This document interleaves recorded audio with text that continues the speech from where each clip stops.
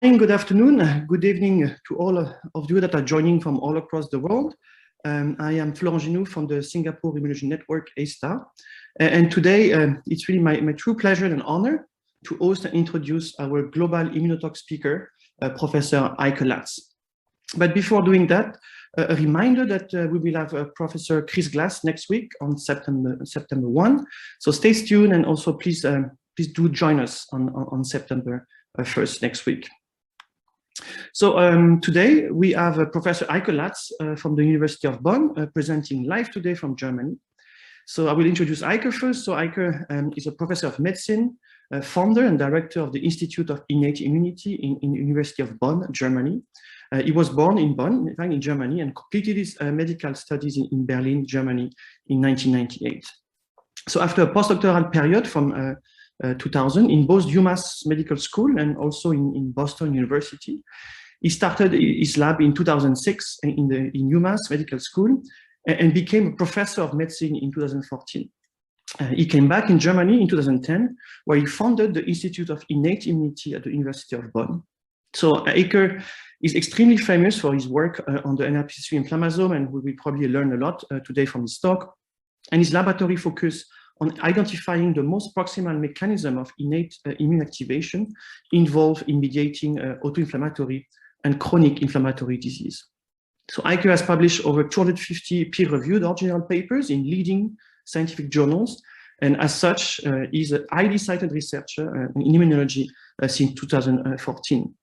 He also has received multiple prestigious awards from his accomplishments, including in 2018, the Gottfried Wilhelm Leibniz Prize, and he was also elected a member to the German Academy of Science in 2016.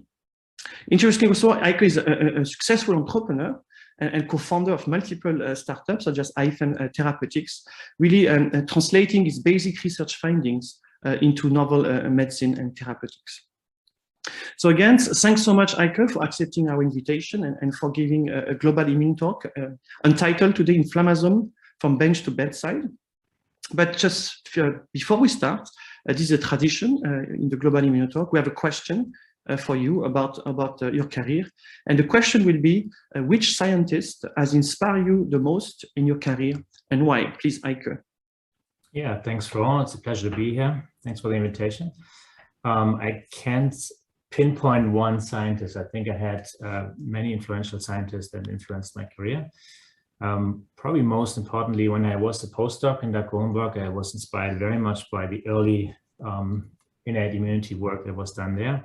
And I had the pleasure to work with a sabbaticalist in his lab who just was there at the same time, which was Terje Espevik from Norway, who also influenced me a lot. And then obviously the people I met through Doug in his lab were Charles DiNarello, Luke O'Neill, Hal Hoffman, Kate Fitzgerald, so many people that you all know by name. And in conglomerate, this is what influenced my work, I would say. Okay, thanks a lot for sharing this with us. And please start to share your slides, and we're really looking forward to your talk. Perfect, I can see them. Perfect. The floor is yours. Great, thanks a lot. So you mentioned also already my title. So before I start getting into the science, I'd like to give a little bit of a background by showing these graphs here on child mortality and life expectancy, just to remind ourselves what has happened over the last 200 years. So, 150, 200 years ago, child mortality was a real issue. Every second to every third child was dying mostly from infectious diseases. And in the early 1900s, scientific insights led to public health measures, new therapies such as antibiotics, but most importantly also immunization, which drastically brought down child mortality and thereby also overall life expectancy, which you can see here on the right side, where we now experience life in later times and now also experience lifestyle-related diseases as well as age-related diseases. And lately also we found that there are increased susceptibilities to infections in patients that are either old or have certain diseases that are lifestyle associated. So if you look at the difference between 1850 and 2000s, roughly, in terms of what are the biggest killers of people, infections have really decreased from about 75% to below 10% in the 2000s, and most people now die from non-infectious causes. We will see what happens in 2021, 2020. I think in the United States, COVID-related pathology or death actually is already at number 3. So when you look at inflammation, what we normally have is a local inflammation to a pathogen or injury. And once this pathogen has been eliminated or the injury is subsided, there's typically a resolution. And with that comes an innate immune memory as well as an adaptive immune memory. But this doesn't occur always the same way. So there are people that have or experience a lower, like a less fast recovery. And this can lead to systemic inflammation. And in the worst case, systemic inflammation can lead to sepsis. And sepsis is a common cause of death as well. The people that are exposed to Western lifestyles or environmental triggers of inflammation do not show this type of acute or hyperacute inflammatory response, but more like a chronic response, a chronic inflammatory response. And it's believed nowadays that chronic inflammation can be a cause or an underlying problem leading to non-communicable diseases. And I think it is important to understand what are these factors that drive chronic inflammation. And there's numerous factors. There, next to genetics factors, there are certain lifestyle factors and environmental factors that have been linked to the induction of chronic inflammation, thereby to the induction also of certain diseases. Diseases are shown here on the right side. Very common diseases that have in common that they all have an underlying inflammatory response. So it's really important, I think, to understand what is the causal relationship between these triggers of inflammation and the resulting disease processes. So what's the underlying mechanism? Because there's really a big opportunity for intervention, not only for the identification and development of novel therapies, but there's also something that's called lifestyle medicine and also preventative measures, which I think is really important. So if we look back what happened in the last centuries, we can find ourselves probably living in a scenario like this. So these are contemporary nomadic hunter-gatherers that are in different areas of the world, still live like our ancestors. And if you look here for 84,000 generations, this was the lifestyle that people had before we changed the world to a more westernized world. So these patients, or not patients, these populations can be studied, and there are numerous of these populations in all parts of the world, as I mentioned. And there are large differences in their behavior. So for example, the physical activity is much higher. If you compare physical activity of people that live this lifestyle, they need to find food, they need to find water, probably somehow escape from predators, which is not the common lifestyle we have in the Western populations. So it's a drastic difference in physical activity. They have actually a high child mortality like we used to have 200 years ago. And they also die mainly from infections and trauma. But once the adults survive their childhood, their survivorship is actually very similar to industrialized nations. The non-communicable diseases are virtually absent in these hunter-gatherers, which is really interesting because their lifestyle is also different. But as I said, they mainly die from infections and trauma, but not from the diseases that are so prevalent in our Western populations. So people have looked at their, this is another tsunami, another population here. These live in Bolivia. They have been studied quite well. So for example, if you look for their calcification in the heart or the arteries, it's virtually absent. So it's a very big difference between European, US white population and these types of tsunami at age 75. They do not have any diabetes when they're older than 20. there's virtually no hypertension and also no obesity. People run around a lot and eat a very natural food source, which is not processed.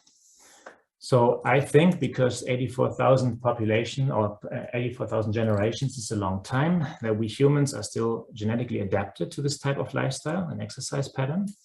And that what happened in the last, few hundred years is definitely different, and it was not enough time to adapt. So the modern lifestyle of humans is associated with development of disease.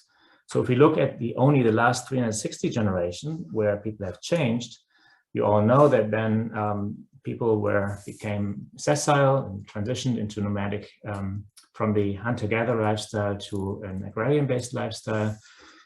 This was about 350 generations. And then in the last 7 to 10 generations, we had this industrial revolution where we had large reduction of the amount of physical work, increase in air pollution, broad urbanization, and really a different lifestyle. In the digital age now, we have more or less a sedentary lifestyle, digital entertainment, and so on.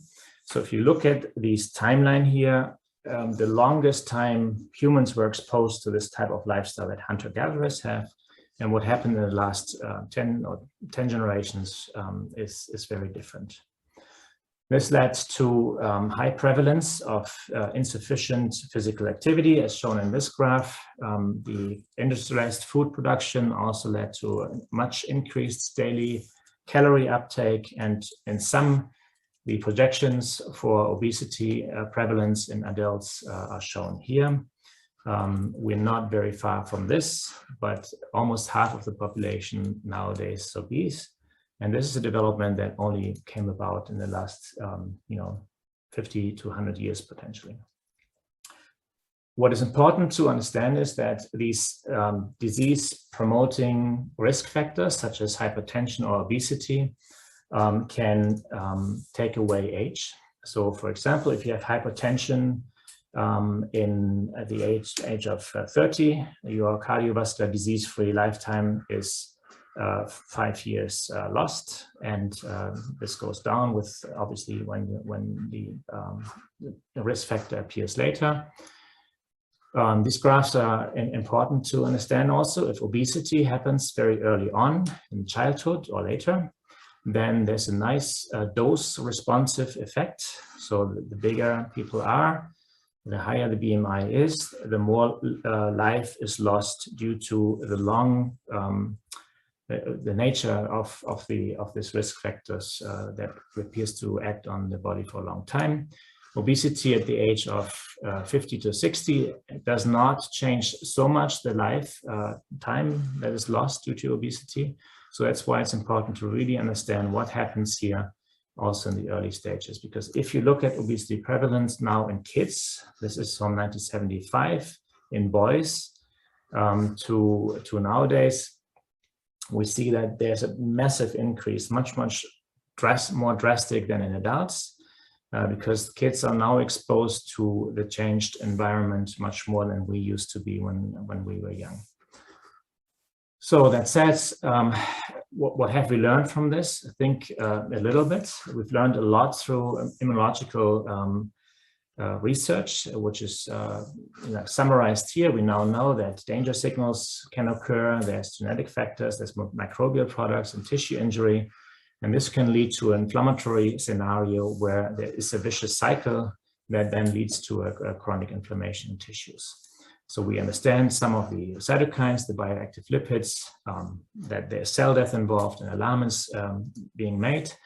And numerous antibodies and other therapies have evolved throughout the last 10, 15 years. And I think there's an armamentarium now of very potent anti-inflammatory drugs that are being used for helping people that have these types of diseases.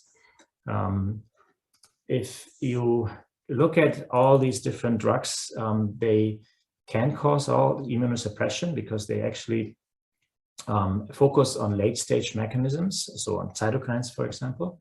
Sometimes efficacy is limited because they focus on selective mechanisms and are oftentimes redundant. And then also not all patients respond, and others lose responsiveness over time to these very potent drugs. So I think there's a better need to understand the proximal signals that drive inflammation, because that is, allows you to target the inflammatory disease very early and not so late. So you all know these different receptor families. I will focus today on the NOD-like receptors. But that said, it's known that in all these classes of receptors, of innate receptors, there are gain of function mutations, and people have all the sequelae of, or all the signs of chronic inflammation or acute inflammation can be seen in these genetic diseases that are linked to hyperactive inflammasomes, hyperactive STING pathway, as well as Eicke-Latz pathway. So we see inflammation in whole body inflammation, found as fever. There's arthritis, lung disease, skin disease, arthropathy, as well as neurological disease. They're all linked to these particular rare diseases that are based on gain-of-function mutations.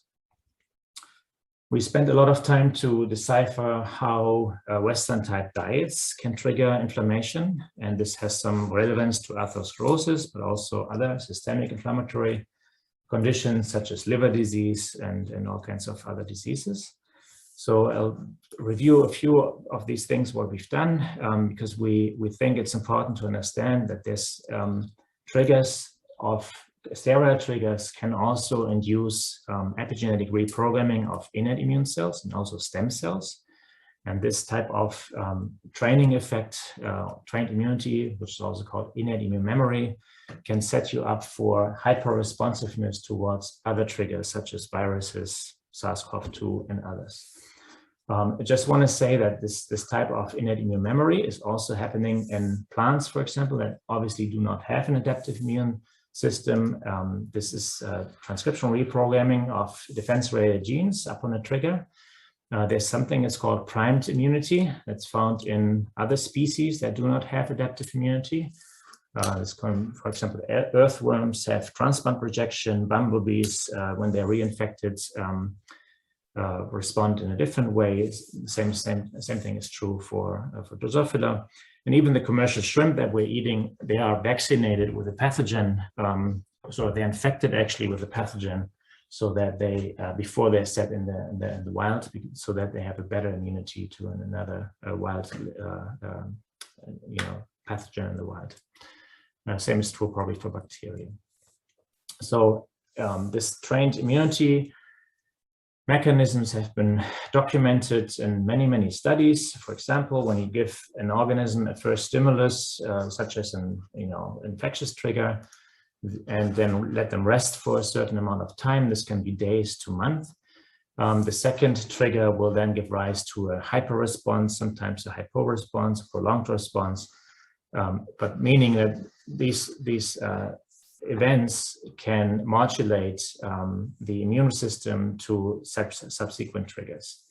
So we tried this with a Western diet, which is perceived to be an inflammatory diet, and gave mice a Western diet before we then did an intervention with a model trigger of innate immunity, which is LPS, and looked for differences here. And this has some relevance for chronic inflammatory diseases, where the diet is very much linked to the pathology that is seen in these patients. So we've done a systems analysis of innate immune memory, and I show you some of these data, but the setup is very simple. You leave mice on a chow diet for the entire experiment, or you put them first on a Western diet and then on a chow diet. So this is this training thing, or you just look at what happens after Western dieting. Just to show that this works, if you put mice on a Western diet, you induce obviously a serum cholesterol increase. If you bring them back to a chow diet for 4 weeks, like shown here, first Western diet, then chow diet, all the serum cholesterol goes down again. Okay, so the trigger, which we think is cholesterol and a few other things, can go away again depending on the diet. If you look at the systemic host response in the serum upon mouse dieting a Western diet, you find that during this Western diet period, they're really inflamed. So you see all these cytokines and chemokines upregulated due to the Western diet exposure. If you take them off the diet again and let them sit there on the chow diet for 4 weeks, all this hyperinflammation that you see during the dieting is gone again. So this was an ideal scenario because we wanted to see whether this one form of Western diet induced inflammation can give rise to a change in the epigenetics and maybe a functional change or a change in the functional response of cells to triggers. So that is shown here in the next few slides. So if you then take from these mice that were fed a Western diet or fed a Western diet and then a chow diet, and then take out the spleen macrophages, bone marrow cells, any cell type you want to test basically. So we also looked at microglia cells. You see that they are really changed. So here, just plain bone marrow added, when we add LPS to mice that are on chow diet, you get a certain response, cytokine response, IL-1, IL-6 here exemplary, which is much increased, up to 5-fold, near 2-fold when you have the mice on the Western diet. But as you can see here, unlike the inflammatory systemic response that goes away again, the cell's responsiveness towards a trigger does not change so much. So they stay elevated and have some sort of a memory. If you look a little bit broader, here we take a look at TILA2 responses. You see that indeed many cytokines are changed due to the dieting procedures. These are log2 concentrations in picograms. And there's no real pattern here. It's a very complicated thing. So for example, here bringing the mice back from the Western diet to the chow diet, so this resting period even has increased TNF production or increased mouse KC production based on a TILA2 trigger. The same is true here for TILA4 responses or for TILA7 responses. Here we have a much higher increase of TILA7 responses after we had this dietary intervention. So I think the same is true for TR9 as well. So basically for any innate immune pathway you look at, the dietary intervention has an effect, a long-lasting effect on the blood immune cells and also on the bone marrow precursor cells. So we then wanted to see whether there's also a change in the blood cell types that are flowing around, and tested whether diet intervention alters the cell composition of the blood.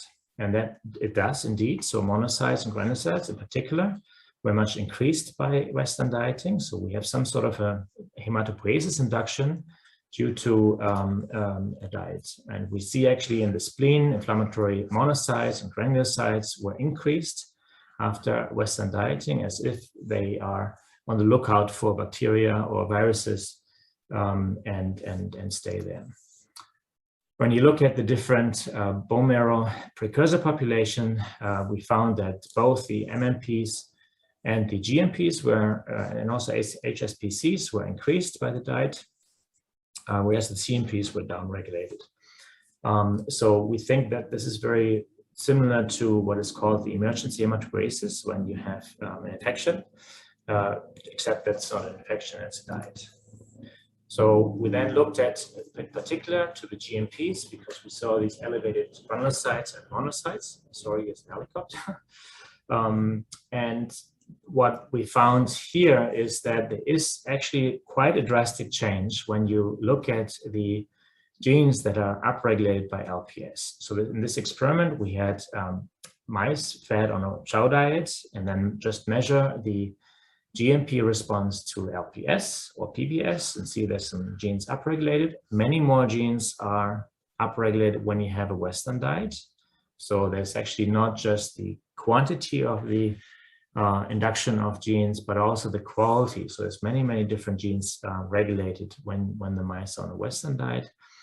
And quite interestingly is there's modulation of this when you have first the Western diet and the chow diet. So all these clusters here are going down again, and then we have reopening of other areas in the genome, which allows transcription of these genes. So I think it's a very complicated and dynamic response that we see here, how immune cells, in particular here, the precursor cells, respond to this dietary intervention.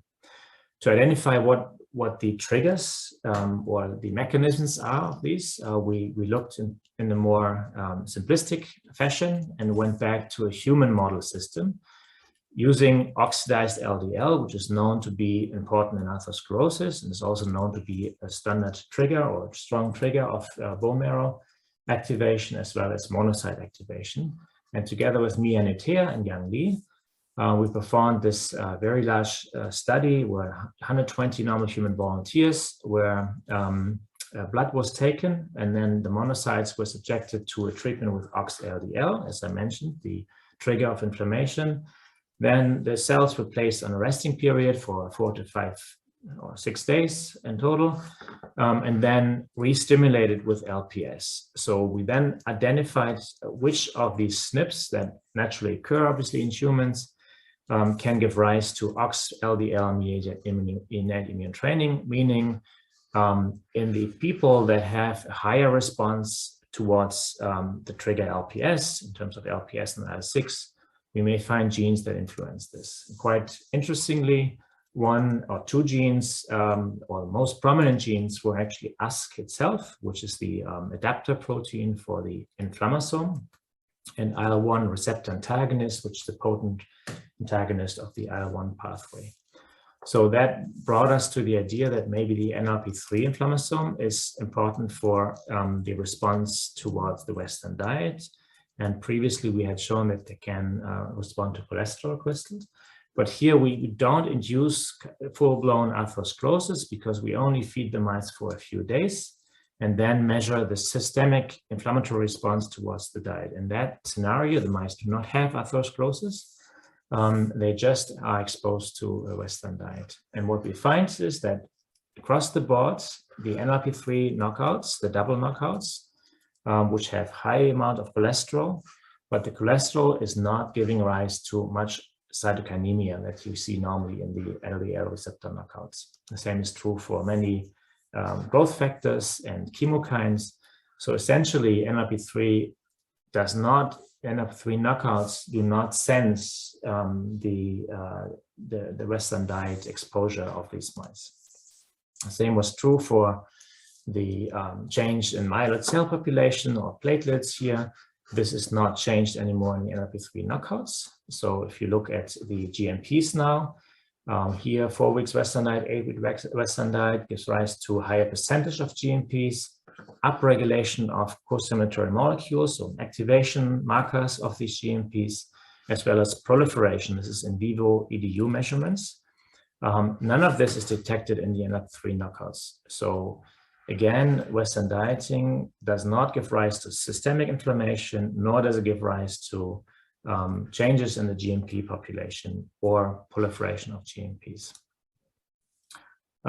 Of interest, when we look at the genes that are induced by the Western diets, we have this Western diet induced gene pattern.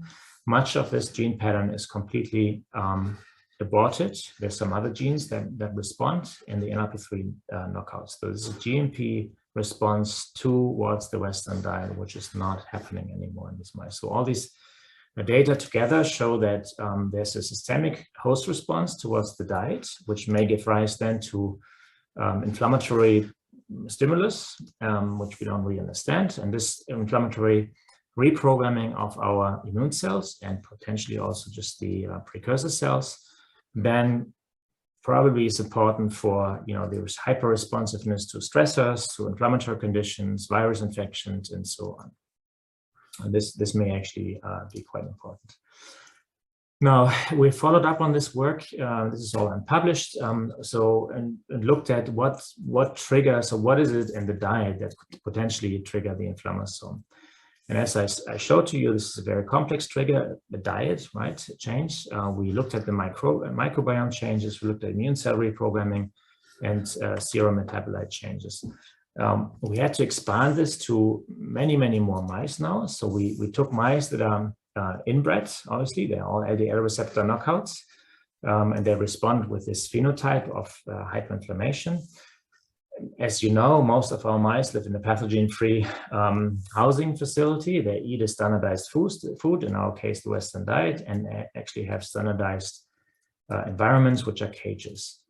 So what one finds if you do these experiments over and over in hundreds of mice, that there's quite some variability of the phenotype in this type, in this case is plaques.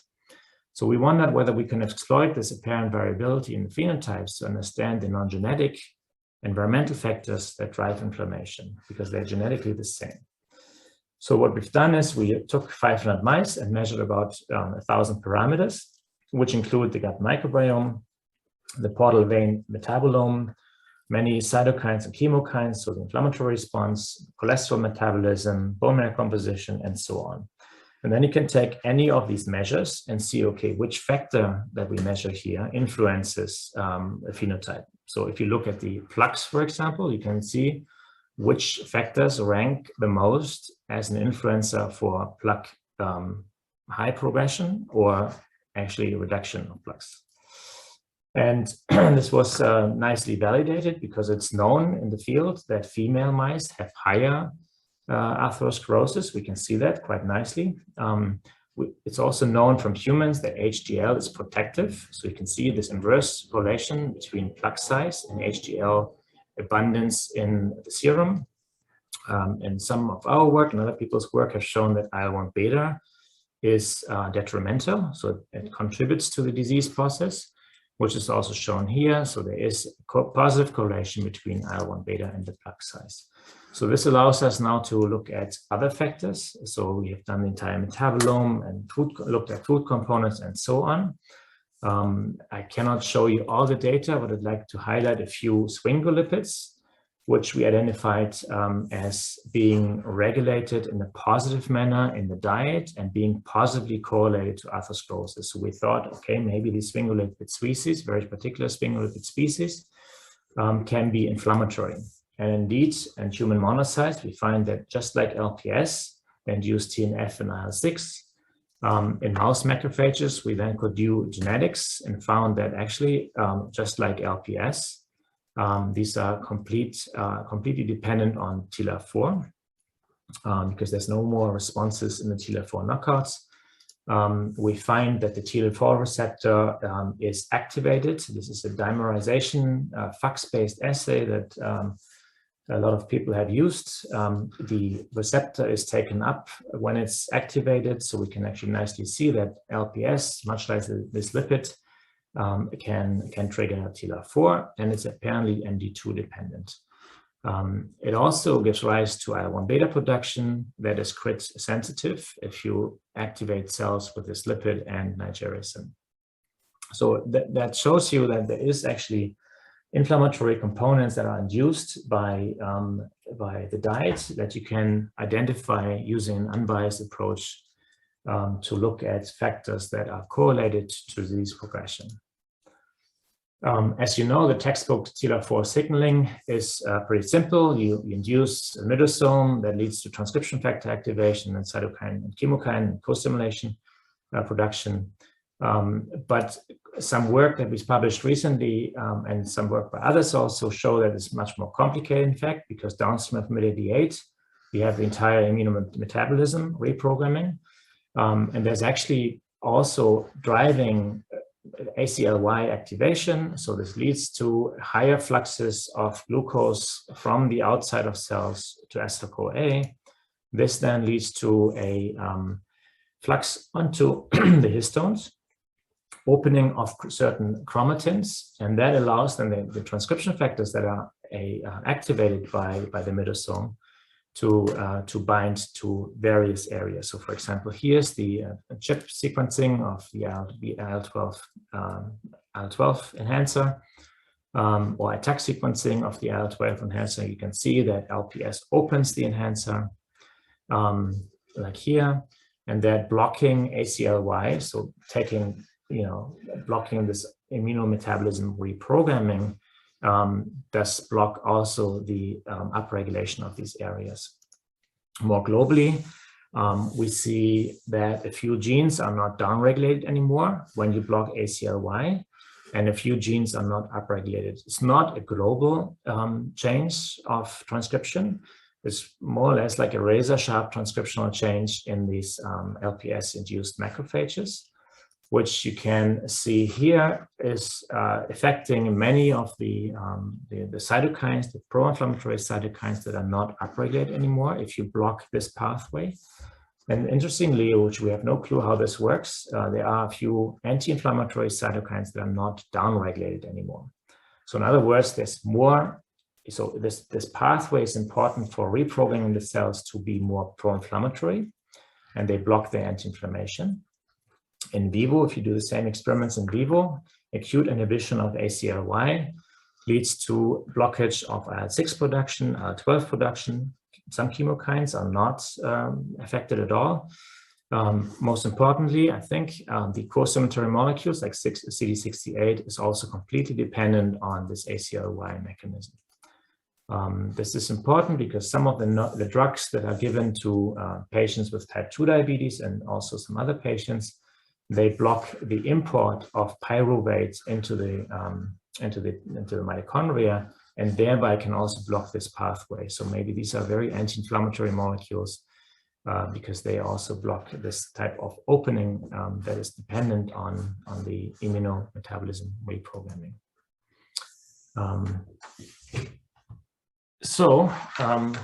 A few more minutes.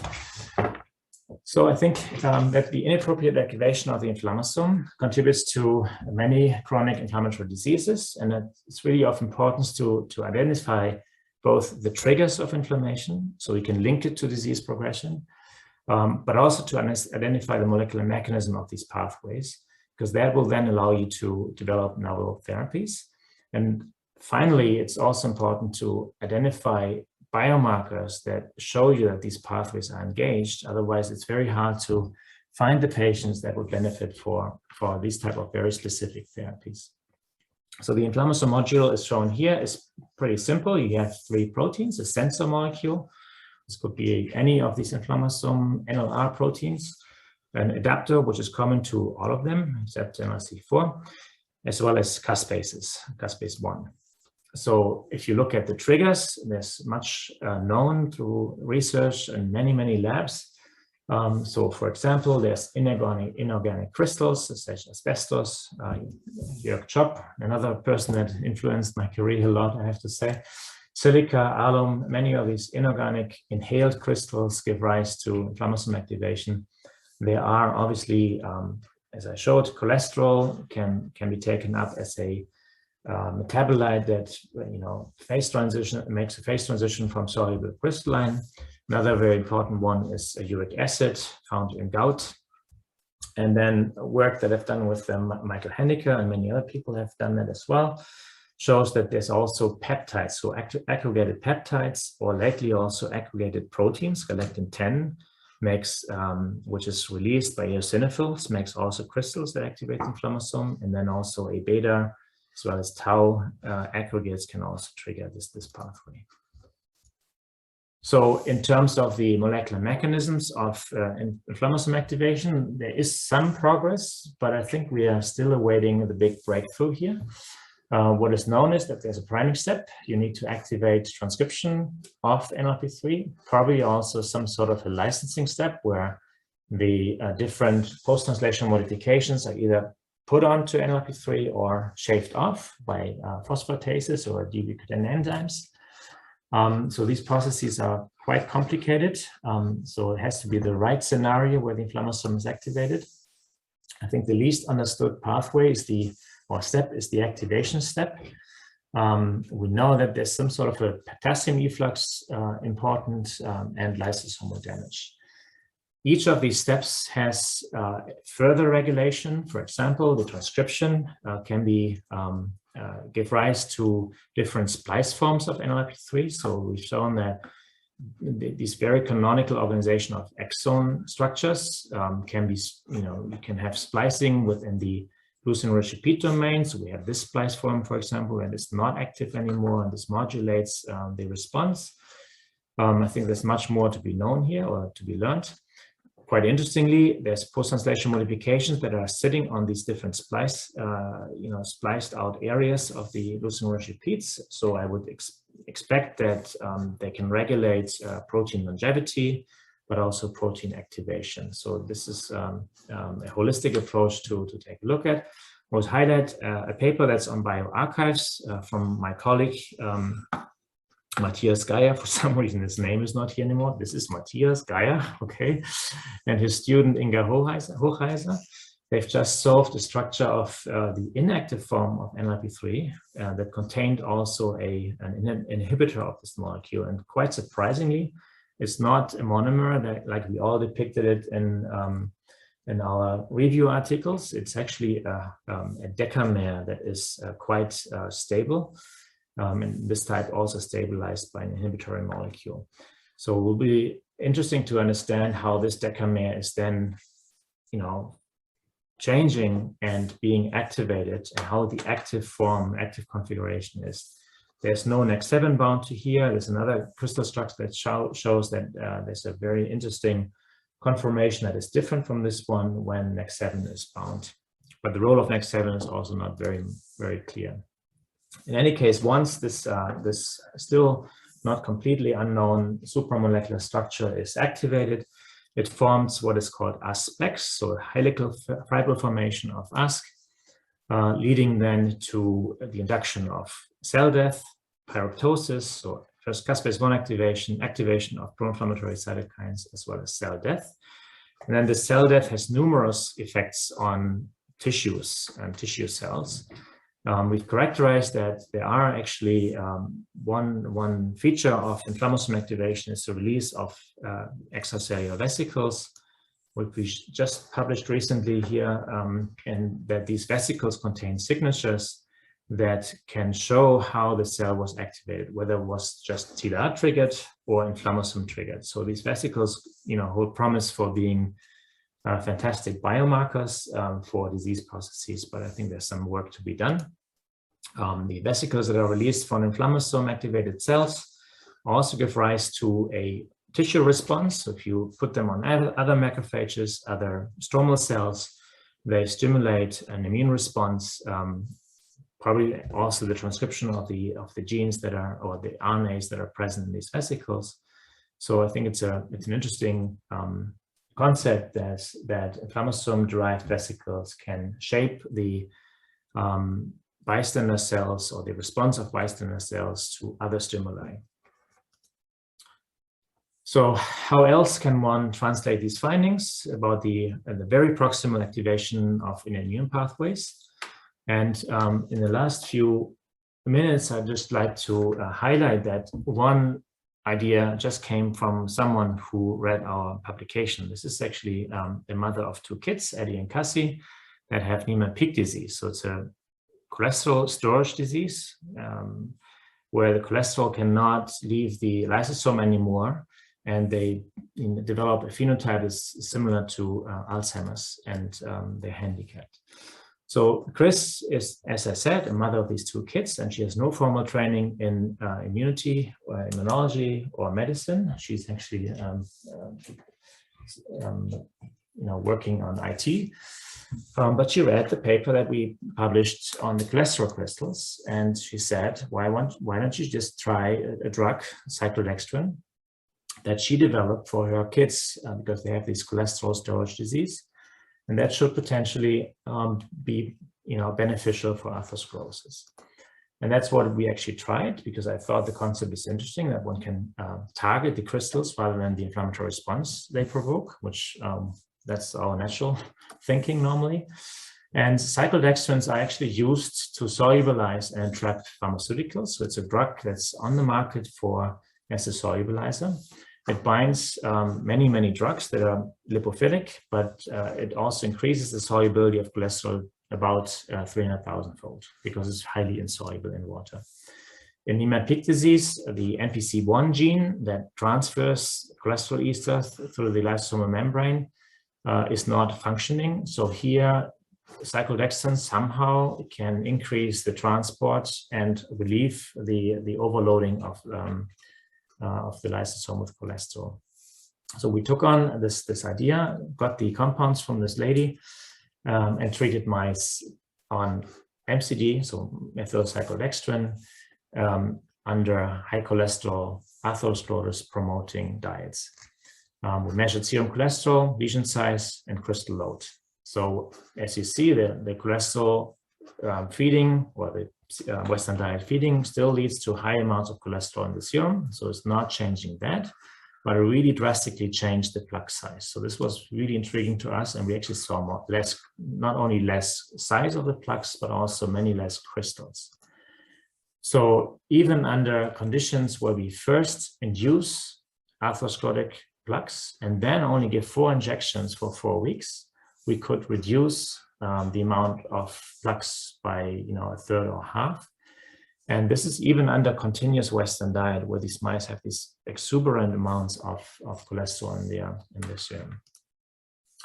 So what are these mechanisms here? This is really intriguing. What you see here in vitro, if you put cells in contact to cyclodextrin over time, they lose their crystals that are presumably in lysosomes. And what they accumulate is little droplets. You can see them forming here, and these cells, these are macrophages. So over time, they solubilize the cholesterol crystals, and they make lipid droplets, which is a process called foam cell formation, because cells, mice as well, but cells store cholesterol in the form of cholesterol esters, and they make droplets. So they try to prevent the crystallization by making cholesterol esters, and they store them in the cytosol. So you can see this here. Cyclodextrin increases this or decrease the amount of cholesterol crystals, and increases the amount of esterified cholesterol. So it helps somehow the cholesterol crystal to get into the cytosol, where it's then being esterified by an enzyme called ACAT1 and being stored as cholesterol esters. So here the crystals are detoxified, if you will. They can no longer activate the inflammasome because they are stored as esters. The second thing we found by looking at traceable cholesterol, D6 cholesterol, we made crystals out of them, and then looked where's the cholesterol going. We found that's also being oxidized at the 27 point. So we have 27 hydroxycholesterol, and that can passively efflux from the overloaded cells to the outside, but it's also a very potent known endogenous trigger for LXR. And LXR is the chief transcription factor that regulates 2 things, cholesterol efflux as well as inflammation. So it's very beneficial for atherosclerosis. It regulates, for example, ABC1 and ABCG1, which is the receptor for HDL, which then can take on the cholesterol that's in excess in the cells. And we can trace this from the cholesterol crystals through this mechanism also to HDL. So we see here that it's massively inducing 27 hydroxycholesterol production, which actually happens in the mitochondria. So somehow the cholesterol is being transported there. And that then leads to 2 main pathways. It increases the cholesterol efflux, as I have mentioned, and is also an anti-inflammatory, has anti-inflammatory effects. So the net effect is that you have export of the cholesterol that is stored first in lipid droplets to HDL, that's then put to the liver and excreted. You can see here nicely how this is increased, ABCA1, ABCG1 induction by cyclodextrin on the mRNA level as well as on the protein level, and that this is completely dependent on LXR. If LXR is not present, you do not activate ABCA1, ABCG1 by cyclodextrin plus cholesterol. Even in human plaques, we can measure the same features. Cholesterol actually is mobilized into these supernatants. If we culture human plaques, we can induce 27-hydroxy, this LXR ligand, which is then also excreted in the supernatants. We can see an LXR signature by mRNA profiling.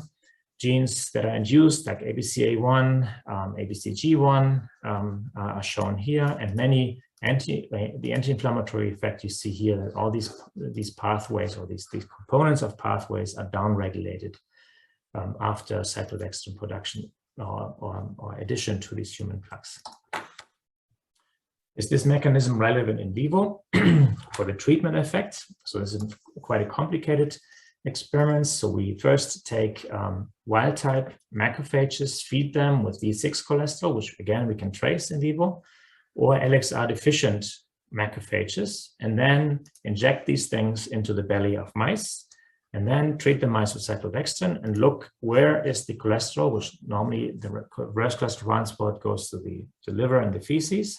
So we basically followed the D6 cholesterol that was crystalline before it entered the cells.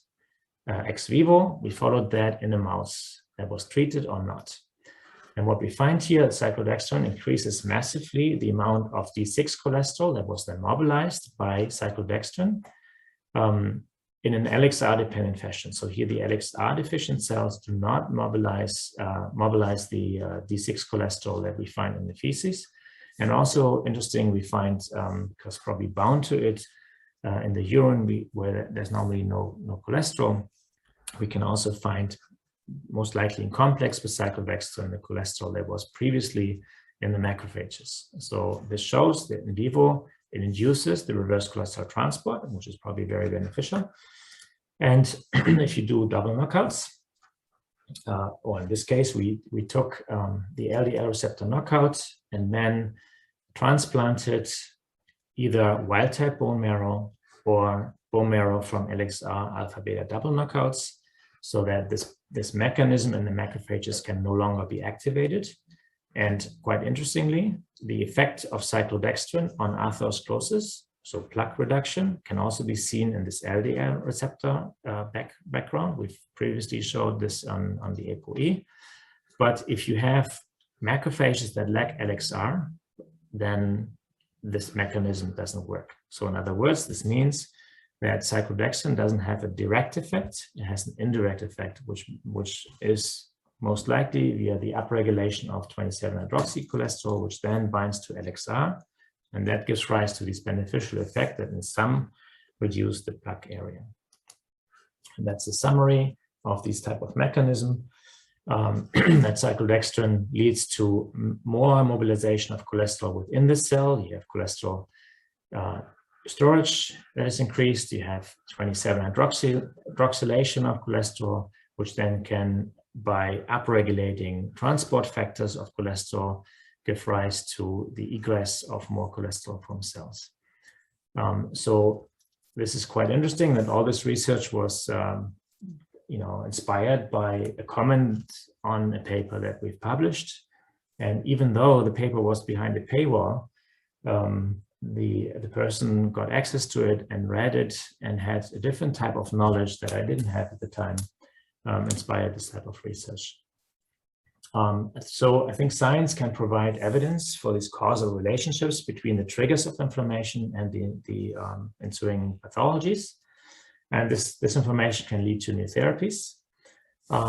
So that's shown here, but I'd like to also spend a few words on the prevention side, because I think just as important as finding new therapies and new medicine and making pills that people can take, there's also an opportunity to highlight to the population that the lifestyle change that we see in the last 100 years gives rise to risk factors such as obesity, reduced physical activity, and there obviously are numerous environmental and socioeconomic factors.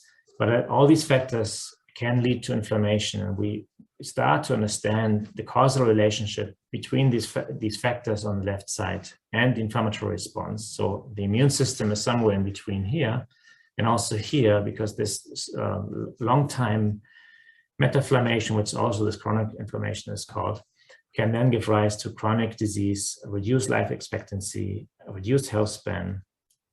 And I think putting a therapy here on this, once this all established, is a little bit too late. So it's important to convey the message, not just to scientists like I propose most of you are, but also to the lay people that probably do not understand these pathways as well as we do. And that will be my message at the end of this talk, that this is also important to communicate science to the vulnerable population.